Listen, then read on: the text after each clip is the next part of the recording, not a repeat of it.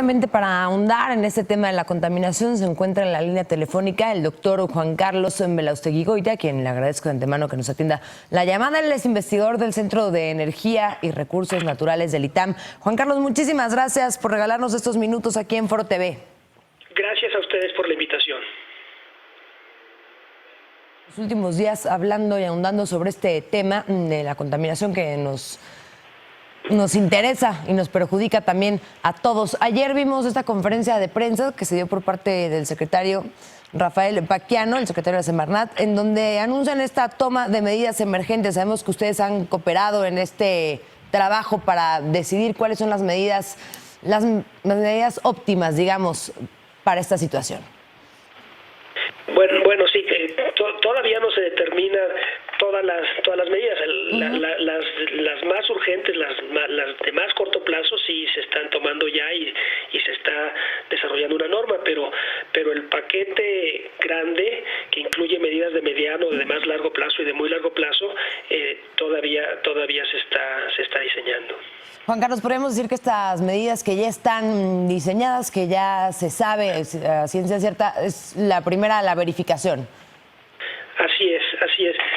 Como saben ustedes, la decisión de la Suprema Corte, que a mi entender está bien, de que los autos tienen que ser juzgados no por el año, sino por sus emisiones, pues hizo que entraran, que recibieran calcomanía cero, casi 1.800.000 vehículos que tenían calcomanías ya sea 1 o 2, ¿no? Esto es más o menos 400.000-500.000 vehículos más al día, de lunes a viernes, y eso hizo que, entre otras cosas, claro, que saltaran los niveles de contaminación.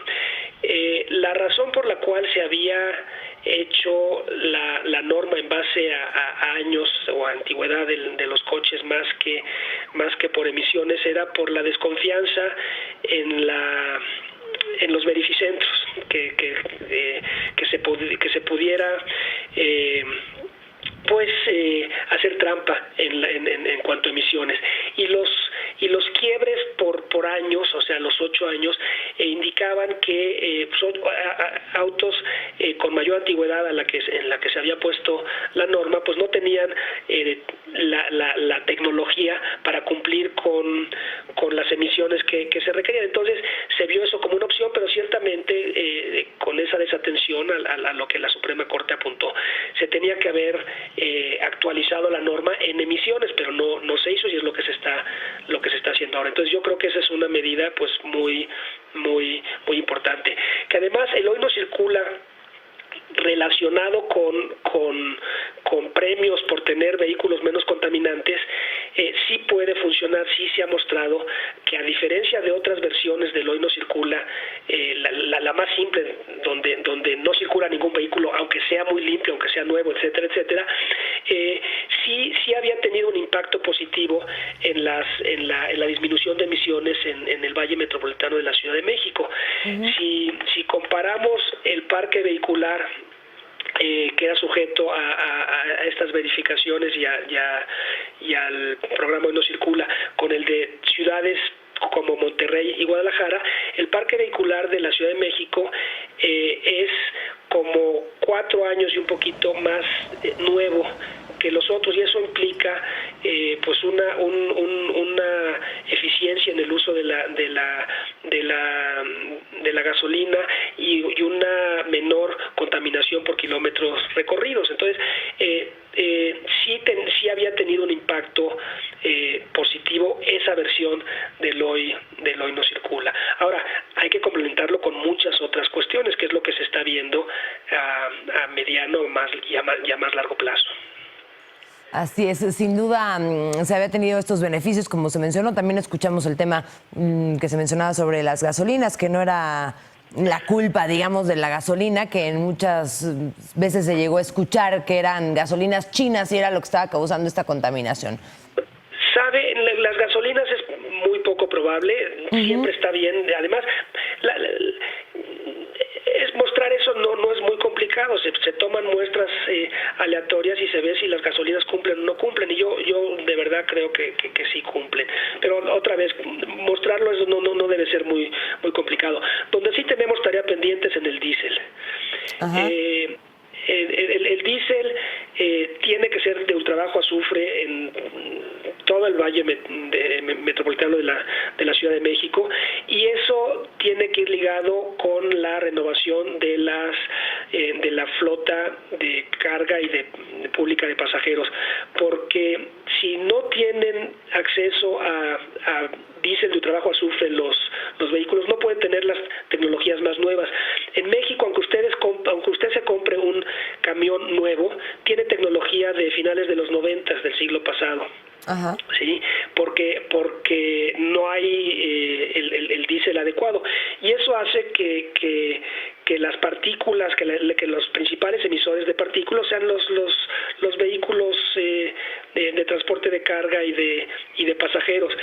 Y no hemos tenido ahora, o las crisis fuertes han venido por ozono, no tanto por las partículas, pero las de partículas, tenemos un problema de partículas también, y esas son incluso más graves que el ozono. Entonces, sí hay tarea pendiente en cuanto a combustibles, pero es más del lado del diésel que del lado de las gasolinas. Juan Carlos, con todo esto que nos estás mencionando, podríamos tener claro entonces que lo que se anunció ayer son medidas a mediano plazo, como mencionaste. Faltan más medidas para tomar y que se pueda solucionar al 100 esta situación. Sí, desde luego, de más largo plazo y de muy largo plazo, que tiene que ver con transporte, con movilidad, que tiene que ver con cómo visualizamos el uso del automóvil en una ciudad tan complicada, ¿no?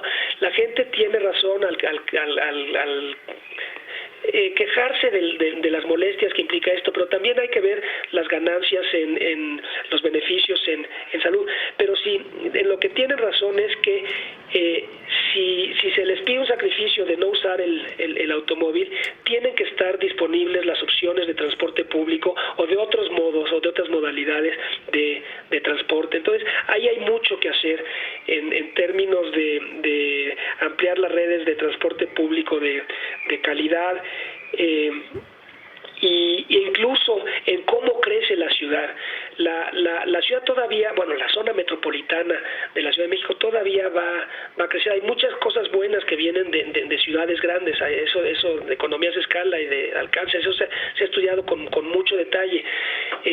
Ciudades como Londres, o zonas metropolitanas como la de Londres, como la de Nueva York, como la de Los Ángeles, siguen creciendo, y eso es bueno, pero ¿cómo crecen, no? Entonces, sí necesitamos redensificar, necesitamos pensar mucho, y eso no se hace de un día para otro, sí requiere de mucha voluntad política y de tener un planteamiento serio, y de que la opinión pública, la sociedad esté bien informada, que se conozcan los costos, los beneficios, y que sea mucho más fácil transitar en la dirección en la que le conviene a la sociedad, porque ciertamente se van a afectar muchos intereses. No es gratis la transición hacia mejores formas de transporte, hacia redensificación de la ciudad, etcétera.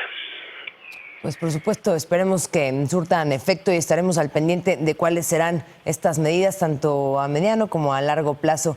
Muchísimas gracias, Juan Carlos, por platicar con nosotros. Con muchísimo gusto. Que tengas un excelente día. Gracias a ustedes, que estén bien.